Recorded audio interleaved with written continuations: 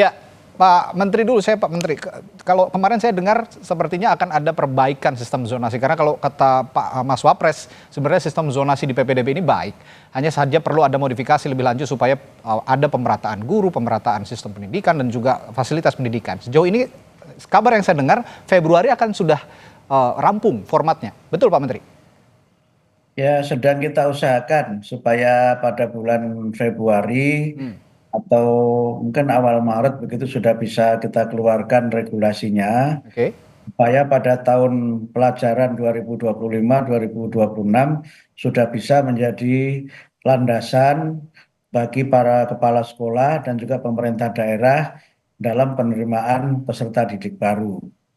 Kami kan memang baru melakukan pengkajian dari berbagai kelompok, juga dari berbagai aspek. Misalnya yang kami selenggarakan 2 hari yang lalu, ada rapat koordinasi nasional tentang evaluasi PPDB dan juga P3K. Oke. Juga bertemu dengan banyak organisasi yang menyelenggarakan pendidikan, minta masukan kepada organisasi-organisasi itu, pengalamannya terkait dengan PPDB. Mhm. Bahkan juga ada banyak masukan yang disampaikan melalui media online di Kementerian Pendidikan Dasar dan Menengah. Dan kami masih dalam proses pengkajian untuk mencari formula yang memungkinkan untuk PPDB ini dalam pelaksanaannya akan bermanfaat untuk semua. Oke, jadi ini intinya dievaluasi, disempurnakan, atau diganti dengan kebijakan yang benar-benar baru, Pak Menteri? Belum sampai pada kesimpulan itu. Nanti pada Oke. waktunya akan ketahuan. Oh gitu, nanti di dalam perjalanan ini akan ketahuan. Tapi kalau menyimak dari pernyataan Mas Wapres, Mas Gibran ini, sepertinya kalau zonasi dinilai positif, berarti tidak akan diganti seluruhnya begitu Pak Menteri ya?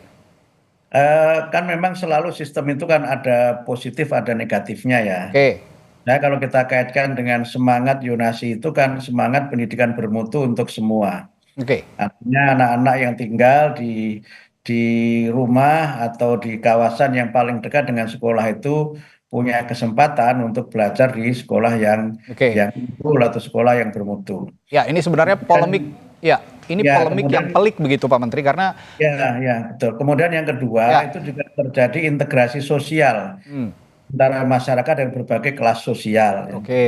Nanti kelompok-kelompok elit, kelompok alit, dan masyarakat biasa ini bisa saling bertemu di sekolah itu. Hmm, Nah, problemnya kan memang jalur zonasi itu, kalau kita lihat dari pelaksanaan sekarang kan ada yang berdasarkan domisili, mhm, yang kedua ada yang berdasarkan prestasi, oke, ada yang berdasarkan afirmasi, dan ada juga yang berdasarkan mutasi. oke.